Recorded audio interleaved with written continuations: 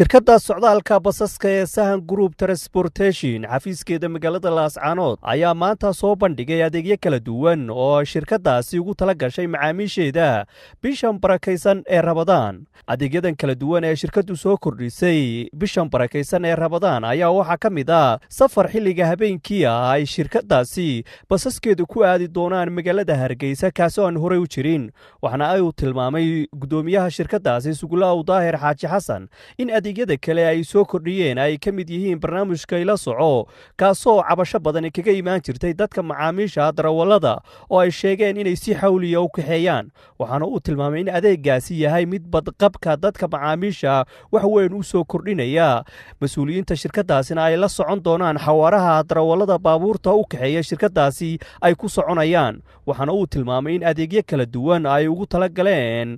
bisha barakaysan ee Ramadaan ay shirkaddaasi soo kordhisay taasoo u kala gooshta magaalooyin ay ka mid yihiin Hargeysa, Burco, Boorame, Garowe, Gaalkacyo iyo Boosaaso. Marka labaad waxaan uga mahadcelinayaa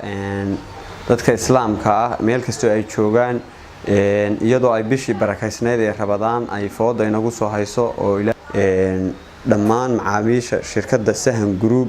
sida fiican ee ay noola soo shaqeeyeen muddadii aanu shaqaynaynay ee 4 sano ahayd. waxaan kaloo halkan uga mahadcelinayaa dhammaan cid kasta oo Sahan hawlaheeda ama ay ku xidhmaan ama nooc kasta ha noqotee sidii ay noola shaqeeyeen. waxaan hadda u sheegayaa in aanu shirkaddii ugu soo kordhinay adeegyo cusub oo ay ka mid yihiin in awal dadku ay ka caban jireen baabuurta rakaabka qaada ay odhan jireen waa la nagu eriyaa waa kan aanu taana u helnay adeegii laga maamuli lahaa oo ah GPRS oo aad la soconaysid gaari walba meesha uu marayo darawalku inta xawaaraha uu ku soconayo iyadoo aanu awood u leenahay inaanu halka uu marayo hadii intii loogu tala galay uu dhaafiyo laga baqtiinayo barta gaariga lagaga dhigayo oo xafiiska ugu dhow looga soo diri karo gaari iyo darawal. taasina waa mid aanu soo kordhinay adeega iyo adeeg kale database oo qofku uu la soconayo alaabta uu soo dhiibay xilligii uu soo dhiibay gaariga saaran tahay iyo qofku aan lagu hawshoonayn alaab la soo dhiibay ma aragti uu qofkii helayo loo soo saarayo alaabtaadii lambar bay leedahay gaarigaas ay saarantay halkaas uu maraya xilligaas ay imanaysaa xilligaas aad u imanaysaa. taasina waa mid aan ku soo kordhinay. waxaan kaloo u soo kordhinay iyadoo awal horeba dadku guri ay ahaayeen oo qof baa jira macal aan meel la garanayn qofkii aanu sidoo tahay aanu geynino meeshuu rabay siday tahay uga soo qaadayno oo guri ay ahayd baan haddana waxaan ugu soo kordhinay xagga alaabaha oo kale waxaanu u sameynay gaari suuqa ka soo qaado oo xafiiska keena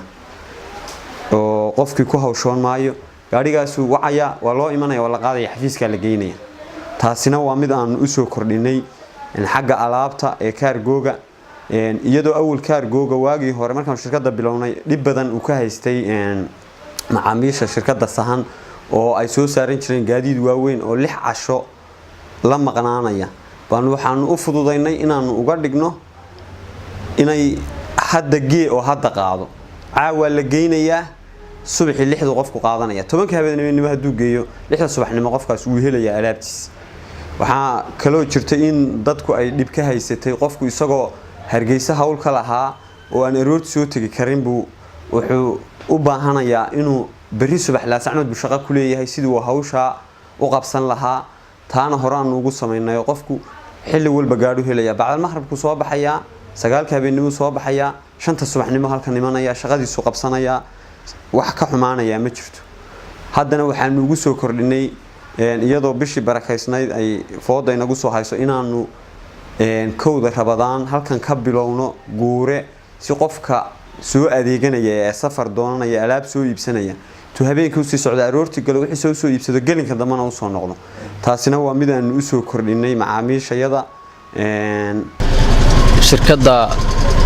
sahan group waxaan ka mid ahay macaamiisheeda runtii waa shirkad adeeg fiican bixisa oo waqtigii loo baahnaa la oran karo way ku soo beegantay dadkuna sidii ay ugu baahnaayeen ayay uga faa'iideysteen adeegeedu waa joogto habeen iyo maalin wad helaysaa gobol walba wad helaysaa goor walba wad helaysaa gaadiidku runtii waa gaadiid aad looga shaqeeyay oo casriyeysan qofkana يعني ماشي وأباهن هنا ولا ماشي وجوجنا ولا قدونية ماشي وأباهن هنا ولا جيني ويعني وحالة إلا حد لقى شقي ما شاء الله الدرولين تيجوا سيدوا كله وضد لين يرى وحلا ونظيفة قد ير هدي أدودي تساع الله بن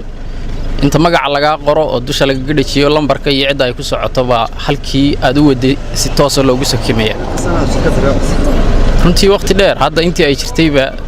safar kasto aan baxayo oo gobolada ay u kala shaqeyso aan u baxayo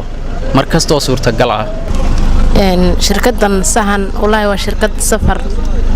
safarada ah waana shirkadaha aad dadka u qanciyo soo jiidasho leh